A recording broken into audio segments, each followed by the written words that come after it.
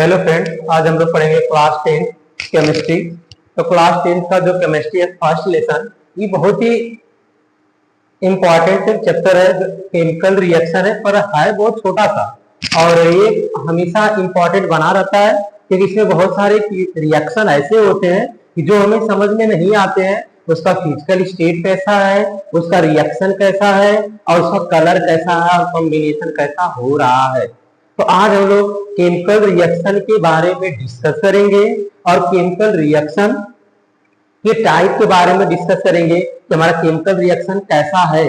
Chemical reaction यानी combination reaction, decomposition reaction, displacement reaction, double displacement reaction, oxidation and reduction reaction के बारे में हम लोग आज डिस्कस करेंगे। तो आज हम लोग केमिकल रिएक्शन, एक्चुअली हमारा केमिकल रिएक्शन होता क्या है। तो आज देखिए, आज हम लोग बात करेंगे केमिकल रिएक्शन की बात करेंगे हम लोग। केमिकल रिएक्शन, तो केमिकल रिएक्शन को अगर हम बात करें यहाँ पे हिंदी में, इसको बोलते हैं हम लोग रासायनिक समीकरण। रासायनिक समीकरण, रासायनिक समीकरण। अब ये रासायनिक समीकरण यानी रासायनिक इक्वेशन हो गया, रासायनिक समीकरण, या हम इसको बोल सकते हैं रासायनिक अभिक्रिया। रासायनिक अभिक्रिया, तो अब ये रासायनिक अभिक्रिया होता क्या है। तो रासायनिक अभिक्रिया ये होता है कि जब कोई भी सब्सटेंस नया बनता है और नए सब्सटेंस साथ नई प्रॉपर्टीज भी बनती है, उसे हम लोग क्या बोलेंगे, केमिकल रिएक्शन। जैसे अगर हम कोई भी लकड़ी ले लेंगे और लकड़ी को अगर हम लोग जलाएंगे, तो लकड़ी को जलाएंगे तो लकड़ी के साथ हमारा carbon dioxide gas plus water और प्लस वहां पे हीट एंड लाइट हमें प्राप्त होगी। तो यहाँ पे हमारा पहले क्या था, लकड़ी था, और लकड़ी को जलाने के बाद हमें प्राप्त हुआ कार्बन डाइऑक्साइड और वाटर। तो देखिए इसका डिफिनेशन क्या होता है। तो सिंपल डिफिनेशन ये होगा, those reaction in which, those reaction in which, those reaction बोल दें, या हम लोग बात करेंगे those process in which, those process in which new substance, new substance and new and new properties, properties are formed, are formed is called chemical, is called chemical reaction, is called chemical reaction। तो हमारा reaction हो गया कि those process in which new substances and new properties are formed is called chemical reaction. Like अगर हम बात कर लेंगे, मैग्नीशियम रिबन ले लेंगे प्लस ऑक्सीजन के प्रेजेंस में से हम गर्म करेंगे, हीट करेंगे, तो हमें मैग्नीशियम ऑक्साइड प्राप्त होगा। हमें क्या प्राप्त होगा, मैग्नीशियम ऑक्साइड प्राप्त होगा। अब इस मैग्नीशियम रिबन में हमने जो मैटर लिया, जो सब्सटेंस लिया, जैसे मैग्नीशियम ले लिया और इसको हमने डाला ऑक्सीजन के प्रेजेंस में, तो ये दोनों जो प्रोडक्ट रहेंगे इनको हम लोग बोलेंगे रिएक्टेंट। इन्हें हम लोग क्या बोलेंगे, रिएक्टेंट बोलेंगे, रिएक्टेंट बोलेंगे हम लोग इसको। और इसके बाद और यहाँ पे जो प्रोडक्ट हमें यहाँ पे फॉर्मेट हो रहा है, यहाँ पे हम लोग इसको क्या बोलेंगे, प्रोडक्ट बोलेंगे। जो भी सब्सटेंस अगर फॉर्मेट हो रहा है तो ठीक है। तो हम लोग यहाँ पे जो भी प्रोडक्ट हमारा यहाँ पे फॉर्मेट हो रहा है उसको हम लोग बोलेंगे रिएक्टेंट। तो सॉरी, प्रोडक्ट बोलेंगे, और जो हमने यहाँ पर टेक ले लिया उसको हम लोग रिएक्टेंट बोलेंगे। तो इसके दो पार्ट होते हैं केमिकल रिएक्शन, एक हो गया रिएक्टेंट और एक हो गया प्रोडक्ट।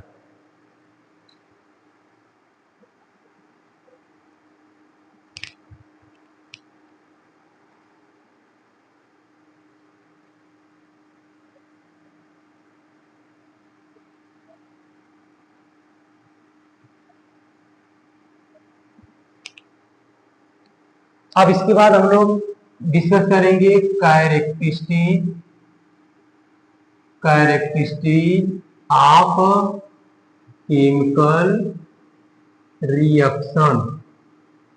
हम लोग डिस्कस करेंगे कैरेक्टरिस्टिक ऑफ केमिकल रिएक्शन, यानी केमिकल रिएक्शन की विशेषताएं क्या होती है, उसकी कैरेक्टरिस्टिक्स क्या होती हैं। तो कैरेक्टरिस्टिक ऑफ केमिकल इक्वेशन ये हमारा रहेगा यहाँ पे चेंज इन टेम्परेचर, उसका क्या चेंज होगा, टेम्परेचर चेंज होगा, टेम्परेचर। सेकेंड स्टेट इसका हो गया change in state, change in state, उसकी अवस्था चेंज हो जाएगी। सॉलिड है तो लिक्विड, लिक्विड है तो गैस, गैस है तो सॉलिड, इन सब चेंज में हो जाएगी। तो इसमें हमारा क्या हो जाएगा, चेंजेस हो जाएगा। और इसके बाद यहाँ पे थर्ड नंबर की बात कर लेंगे, formation, formation of precipitate, precipitate यानी इसका फॉर्मेशन बनेगा प्रेसिपिटेट। जैसे अगर हमने बेरियम क्लोराइड ले लिया और प्लस सिल्वर नाइट्रेट ले लिया, तो हमें वहां पे barium chloride plus silver nitrate जैसे मैंने ऐड किया, रिएक्शन बनाया, तो हमारा एक प्रेसिपिटेट बनेगा, जो आगे हम लोग डिस्कस करेंगे। मतलब हमारा एक अवक्षेप तैयार होगा। और इसके बाद फोर्थ नंबर की बात कर लेंगे, change in colour, change in colour. तो हमारा यहाँ पे क्या हो जाएगा, कलर उसकी चेंज हो जाएगी, चेंज इन कलर। तो ये देखिए चेंज इन टेम्परेचर हो गया, change in state, formation of precipitate और चेंज इन कलर। तो ये हमारे चार विशेषताएं इसे निकल के आएंगे।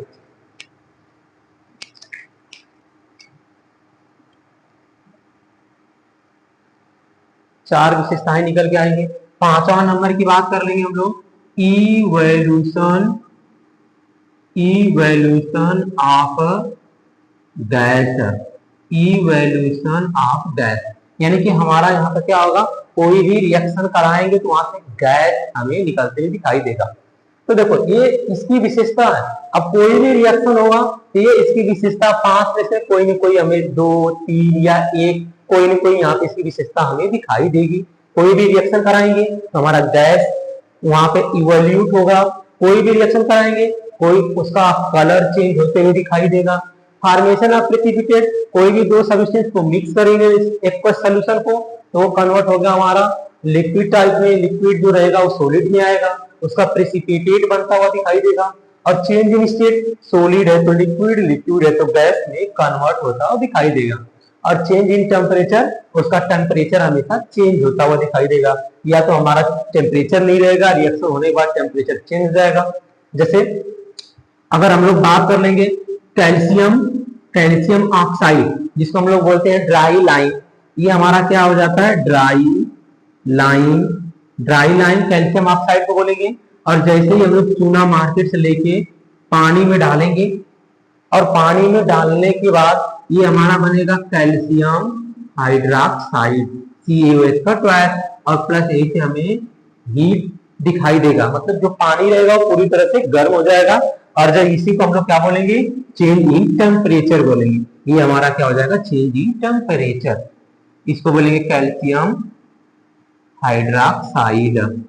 ये हमारा हो गया कैल्शियम हाइड्रोक्साइड, जिसको हम लोग कॉमन नेम में बात करेंगे स्लैग्ड लाइन। ये हमारा स्लैग्ड लाइन हो गया।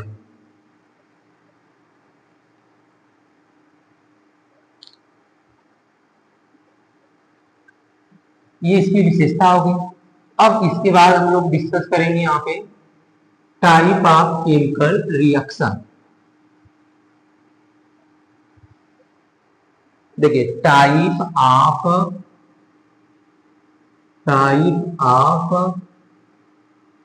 Chemical reaction, type of chemical reaction mainly type of reaction हम लोग पढ़ेंगे जो मुख्यतः इसको होंगे। तो फर्स्ट नंबर आ जाएगा हमारा combination, combination reaction, combination reaction.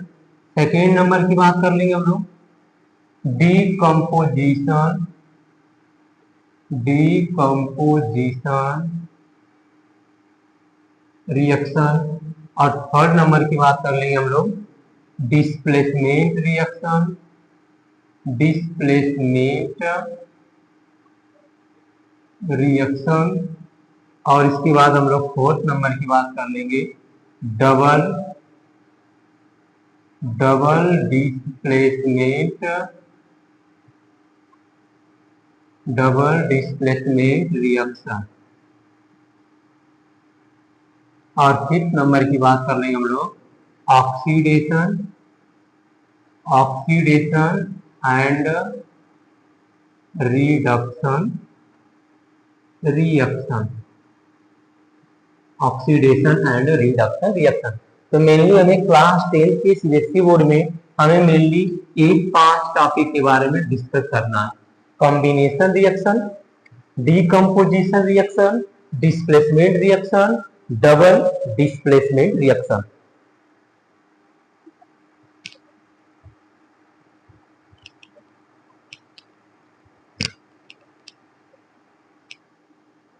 तो हम लोग यहाँ पे डिस्कस करेंगे कॉम्बिनेशन रिएक्शन के बारे में। तो ये कॉम्बिनेशन रिएक्शन होता क्या है, अब हम लोग ये पांचों इंडिविजुअली डिस्कस करेंगे। तो फर्स्ट की बात कर लेंगे हम लोग कॉम्बिनेशन, कॉम्बिनेशन रिएक्शन। देखिए कॉम्बिनेशन, अब हमें क्या ये हेडिंग दिखाई दी, कॉम्बी, कॉम्बी मतलब होता है कंबाइन, कंबाइन, कंबाइन का मतलब होता है प्लस। तो ऐसा रिएक्शन होगा जिसमें टू और मोर सब्सटेंस एक साथ कंबाइन होके एक सब्सटेंस में कन्वर्ट हो जाए, उसी को हम लोग बोलेंगे कॉम्बिनेशन रिएक्शन। तो देखिए अब हमने ये तो शॉर्ट फॉर्म बताया, कॉम्बिनेशन मतलब होगा कंबाइन। तो यहाँ पे लिखेंगे two or more substance, two or more substance combine to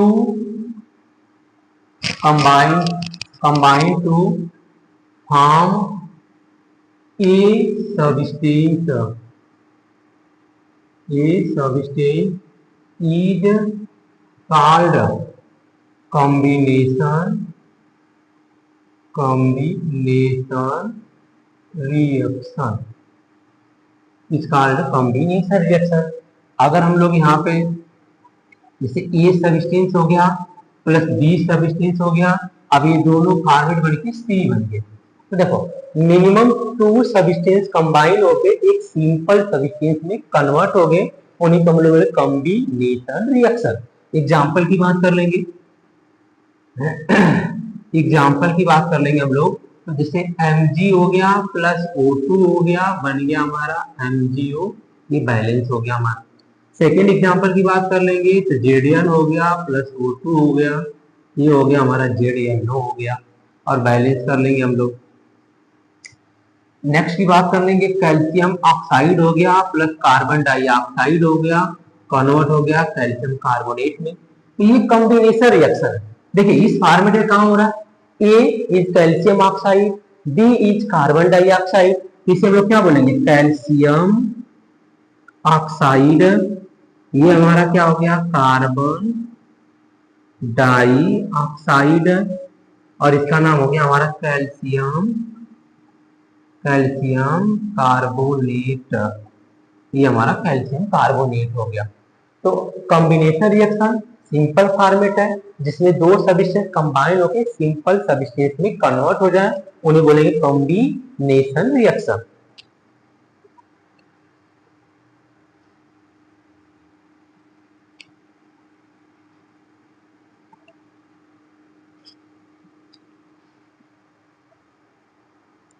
देखिए अब हम लोग बात करेंगे डीकम्पोजिशन रिएक्शन की बात कर लेंगे। डीकम्पोजिशन रिएक्शन, अगर हम डीकम्पोजिशन रिएक्शन की बात करेंगे तो decomposition reaction is opposite as combination reaction. तो देखिए यहाँ पर रहेगा हमारा one substance one substance decomposed into two or more simple substance is called decomposition reaction. ठीक है, डिकम्पोजिशन रिएक्शन। इसमें एक नोट करने लायक ये बात रहेगी हमारी, नोट करने लायक ये रहेगा कि डिकम्पोजिशन रिएक्शन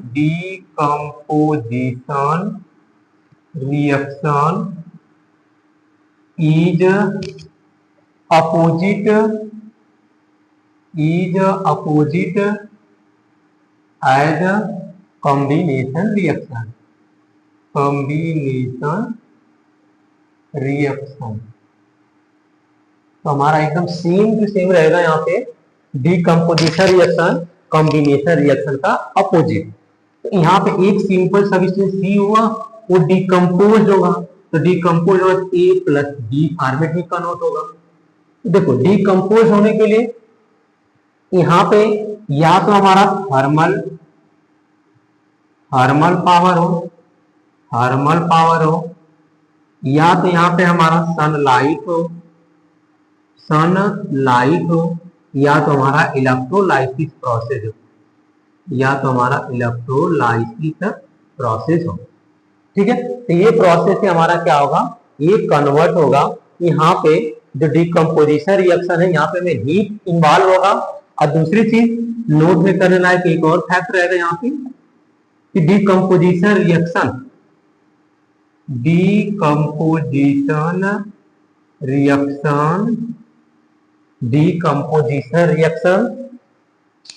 इज ए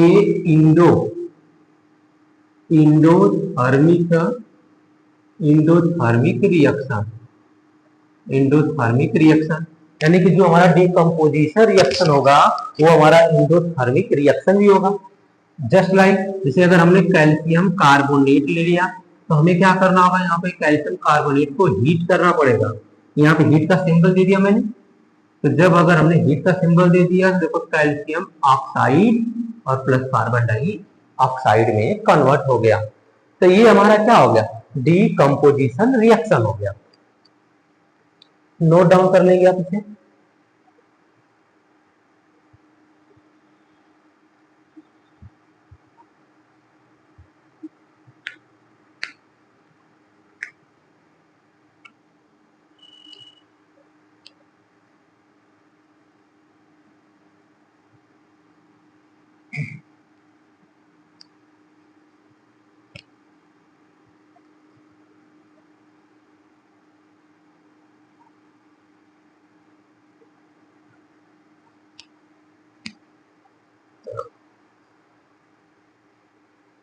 अब थर्ड नंबर की हम लोग बात कर लेंगे displacement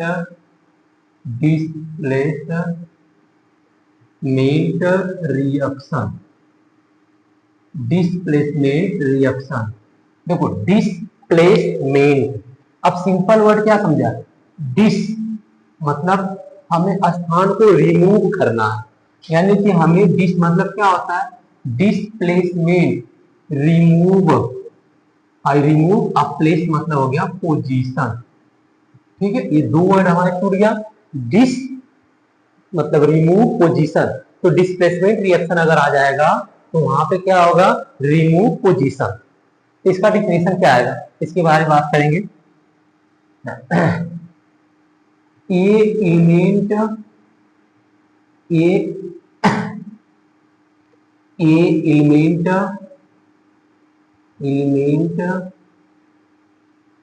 of substance displaced by more reactive another element is another element is called displacement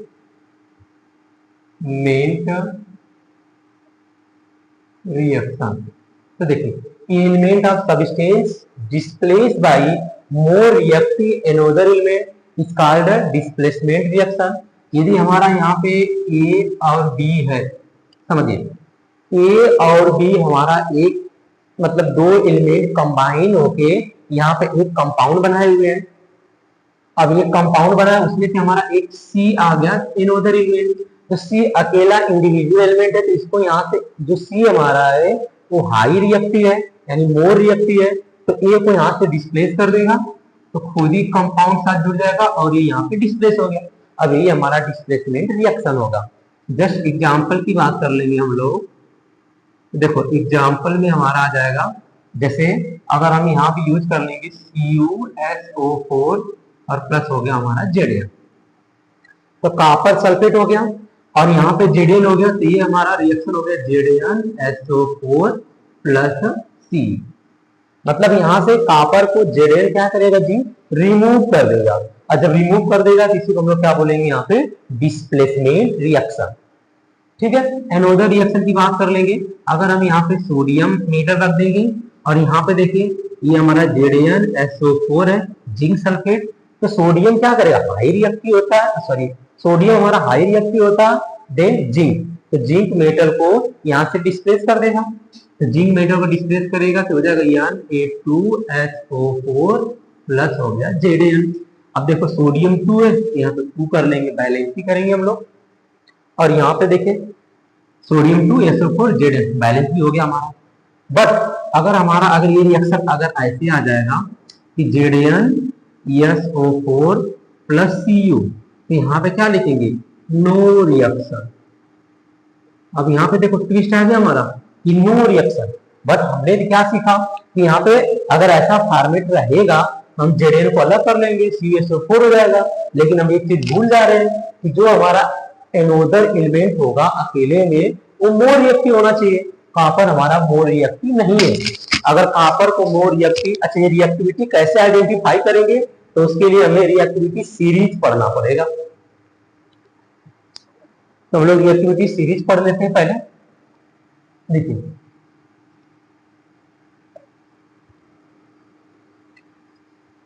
अब ये रिएक्टिविटी सीरीज हमें लर्न कैसे रखना होगा। देखो रिएक्टिविटी